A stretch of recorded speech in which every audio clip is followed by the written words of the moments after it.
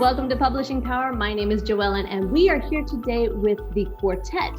It is four of us who work in the writing industry, and we're excited about editing and self-publishing, and we'd love to talk to you today. So we're doing a little series for you, and we're going to talk about the different things that our companies have and how we're working together and how we think that we can better help writers and authors out there. So today we have with us Kristina Stanley from Fictionary. As you know, she's been with us with the 38 Story Element. We have Tara Kremen, who is the director of Kobo Writing Life. Say hello there. She's our leading expert on everything self-publishing in the indie world. And then we have Lisa from Pro Writing Aid, of course, our online tool that we love. And we are here to talk to you today. So thank you for joining us. My name's JoEllen. I'm from First Editing. And of course, we have myself today. I am the founder of firstediting.com. My name is JoEllen, and I'm also your Publishing Power host. So I'm the author of a bunch of self-help books, but mostly I love working with writers and editors. And so I created Publishing Power to connect with the leaders in the writing industry. And that's why we're here today. So First Editing, the company I'm representing, it has helped over 50,000 authors since 1994 with professional editing services. And we love talking to fellow business leaders today because we love collaborating. Just to let you know, we are integrated into Pro Writing Aid. It's a self-editing tool as your preferred human editor. When you're ready for some professional help, you just click on that little button. We also love working with Fictionary because we are the first company certified for story coach editors, and we help you figure out how to structurally create the best story and complete all other levels of editing before you publish. So we're huge fans of Kobo Writing Life, who is also here today. We recommend this platform again and again to our writers when they have finished editing and you're ready to upload. So stick around, we have all the questions for you today, and we're gonna get started. All right, welcome to Publishing Power. This is JoEllen, and we are back with the quartet again. And today is my day on the hot seat. So we have some questions that are going to be coming to us from Pro Writing Aid, from Fictionary, and from Kobo Writing Life. So let's get started and have the question fun. I believe we're starting with Pro Writing Aid. Lisa. Yeah, it's me first. I'm up first.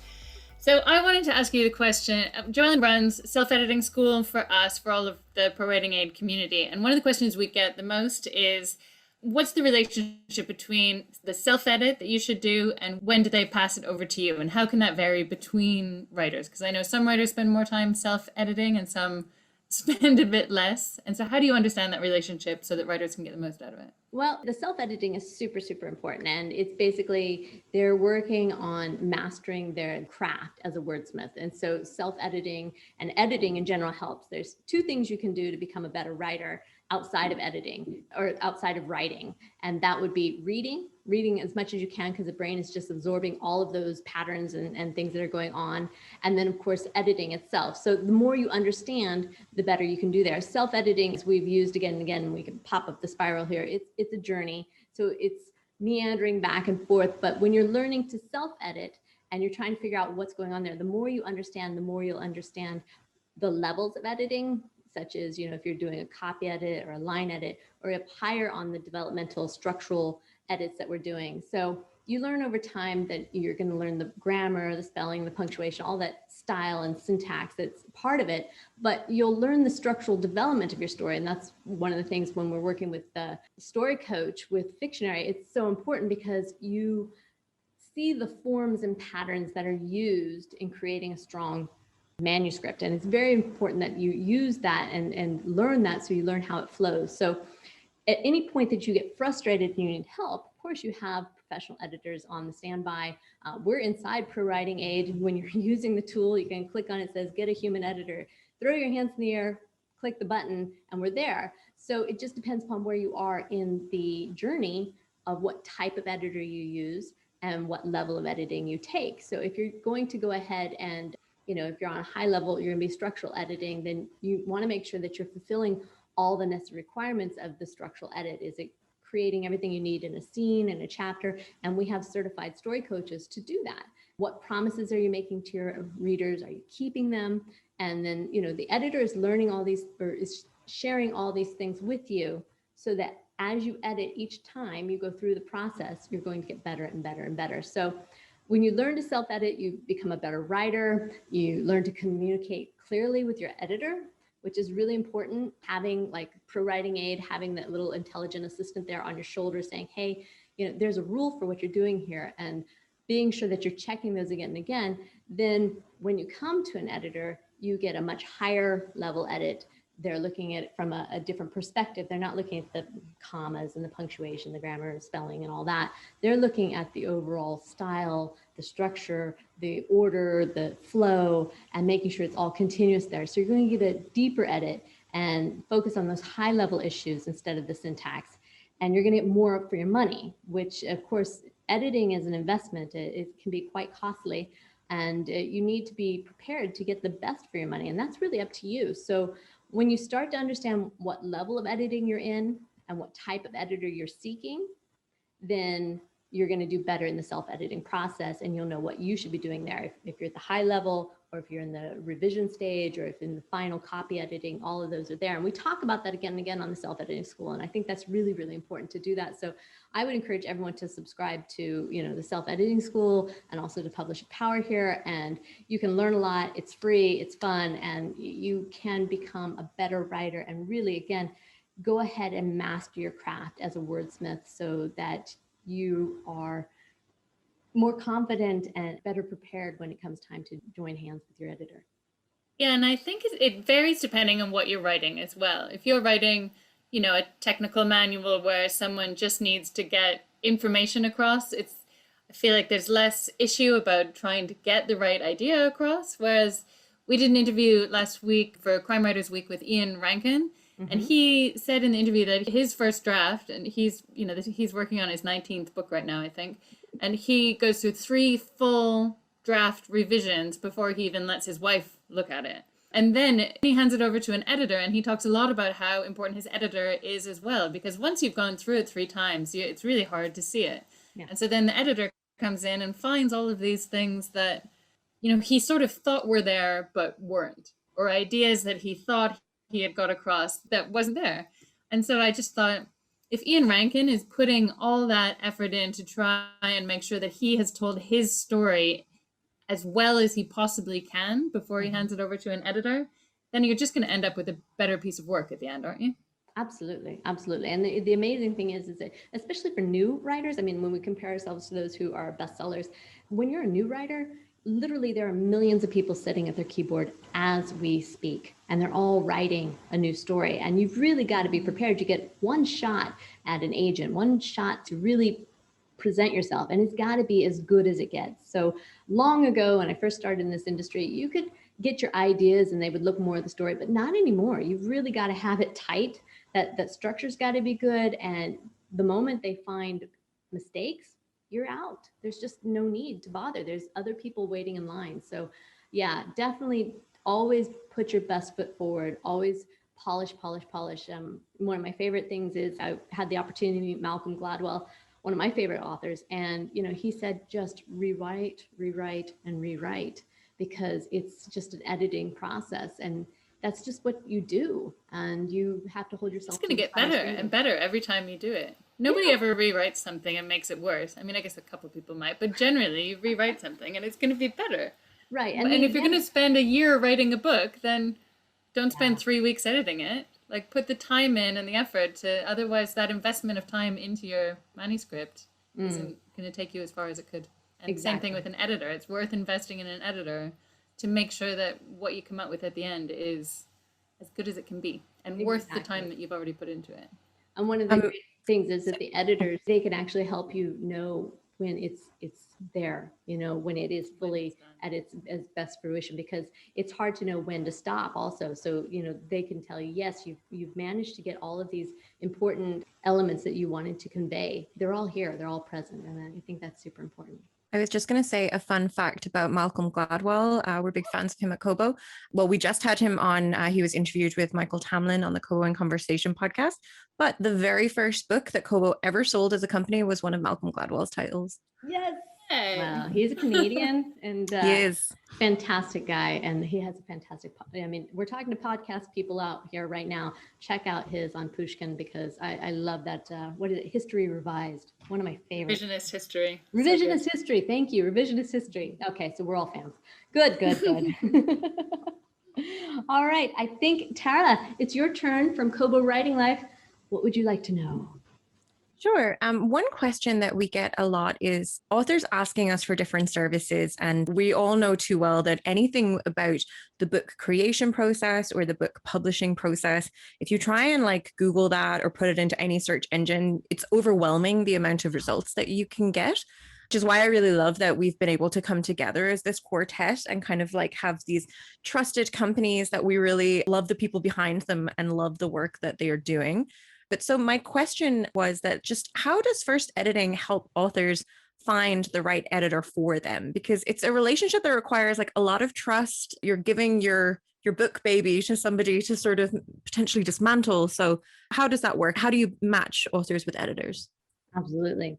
I think the number one thing that differentiates us from other editing websites that you're going to find out there is that we are a professional self-edit or professional editing company.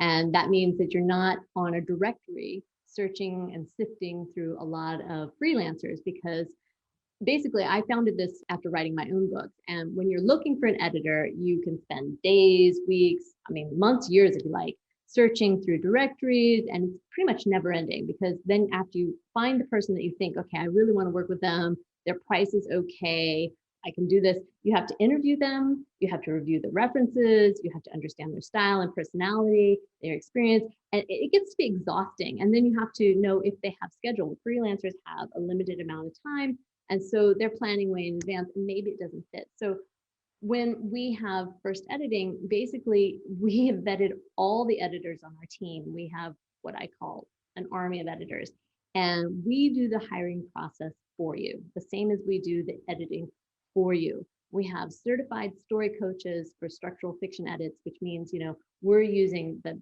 best quality software out there. We're using an extreme checklist for continuity and to be sure that we're not overlooking anything from beginning to end of your book. When you're writing with nonfiction, we've got trained book coaches out there who are helping you make sure that you're conveying your message in the way that you want and moving them to action in the way that they should while they're reading. And lastly, of course, if you're going into academic editing, the research and the journals and publications out there, we only hire PhD editors. So again, we're going the highest of the highest here to make sure that we are providing the best. And we've already vetted them, we've already certified them, we've already trained them. So we have subject matters in all the genres. If you're looking for Christian or science fiction, or like I said, the journals, the theses, the dissertations, things like that, self-help, urban, erotica, you name it, it's just all there. And you just send us your manuscript for a price quote, and it's instant and it's firm. So there's no surprises there. And when you do that, you can also ask for a free sample, and free sample, you attach it, and we assign the sample to one of the editors who is a expert in your genre, and they match your needs. And you don't have to shop on our website. We're going to send you back within 24 hours that sample. And it's kind of a matchmaking. We've chosen someone in our group that we feel is a good match for you, and you get to test it first. So you get that little first date, and if it works, you go forward. If not, you can always come back and say, you know what, didn't really feel like they felt me there. Can I get a new free sample? And we're glad to do that. So the other thing that I like to mention is that with freelancers, it is what it is, and that's where it goes. We offer a satisfaction guarantee, and that I felt like was really super important here. Also delivering on time. Lord knows every freelancer has an emergency, and the advantage of working with us is if their kid is sick or something happens, we have someone as backup. Of course, we're going to let you know, but it's not going to delay your project unnecessarily or without you knowing. So you can discuss all your needs in person. So that's something that I find pretty amazing. We have an account manager, and we call everyone. We take phone numbers, you talk to a real human, and it helps everything be crystal clear, but also it's just kind of nice to talk to people nowadays, don't you think? I mean, we've been locked down forever. So that's how we try to make sure that we cover all those needs. But again, it's not a directory, it's done for you. Can I just add to that I just want to kind of answer Tara's question a little bit too. Sure. So we have lots of writers in Fictionary who come to me afterwards and say, okay, I think I need a story edit now. What can I do? And because the first editing editors are certified using Story Coach and the two products match, I love to send writers who've been through their own story over to first editing, because the writer and the editor speak the same language right out of the gate. They're looking at the same elements and the same structure, and that, and so it's a really fabulous match. And so I love it when a writer asks me, I need an editor, and I just go firstediting.com and off they go. And I think it's advantageous to both the writer and the editor when they can really talk at the same level. Super important. And it's also being, knowing their genre, knowing what they need. It's so important to know what they need and what they want, because that determines what type of editing they're getting and which editor they work with. So, Kristina, your turn. Well, so my question leads right from Tara's in that, okay, so a writer comes to you, your editors have a process of figuring out, it's not only a match to this certain editor, they also have a process to go, this is the type of editing you need. So how do your editors look at a sample and assess, well, you need a copy edit, you need a line edit, you need a story edit? What's that process about? It always comes down to the sample. And, we're pretty forward in asking you all the questions that you have, this is part of what we've, to back up even a little bit, when we've been doing the self-editing school with the pro writing aid, is getting everyone on the same page is so important, because you're going to get a better communication, better experience, better return on your investment, all these different things there. So when we get your sample, we look through it, and then we're going to see what you need. That means, what level is your writing at? What are the issues, the concerns that are there? And you can run a report through that and find out yourself and have good questions for us, or we can look at that and evaluate it itself. If you're at a very high level, which of course is when we're dealing with story coach editing, is, we're looking at the structure. We're making sure, like you said, that you have the same word count in each scene, and the chapters are lining up so that it follows the form and the flow of the successful storytelling as we know it. And so we're working with that again and again to evaluate that. And once we do that, then we can work together to adjust, or to address, I should say, all of those needs that you've come to us, any of the questions, any of the concerns. So depending if you've got from beginning to end, you've got your conflict, your resolution, all those different things going on, then we can really look at the structure. But if you've already done that, say you've got somebody who's gone through Storyteller and they're really good at following directions, and they have just edited the heck out of this thing, and they're, and they come in, they give it to us, you know what, you've got your structure, you've got your story there really strong. It's time to go into line editing, which is the revision. That's when you're looking at the style, you're looking at the flow, the continuity of ideas, making sure that your voice is consistent, none of your details are missing. So there is an evolution. You're moving from the high structural, and then you get to the revision process, which you're doing the line edits, and then in the end, you're doing the copy editing. And of course, copy editing, when I mentioned this, we have Pro Writing Aid, and they're plugged into your software. Our editors are using them. So that's very helpful. And then once we get that all pushed and cleaned and polished and ready, then of course we can say hello to Kobo Writing Life, and they can move on down the line to that self-publishing and get out there and control their destiny, as we say. Did I answer your question, I hope? You did. Thank you. Excellent. I want to thank everyone for coming today. Lisa from Pro Writing Aid, Tara from Kobo Writing Life, and Kristina from Fictionary. We'll be back again next week, so follow along, subscribe to the Publishing Power, and we'll see you again soon. Thank you. Thank you, guys. Bye.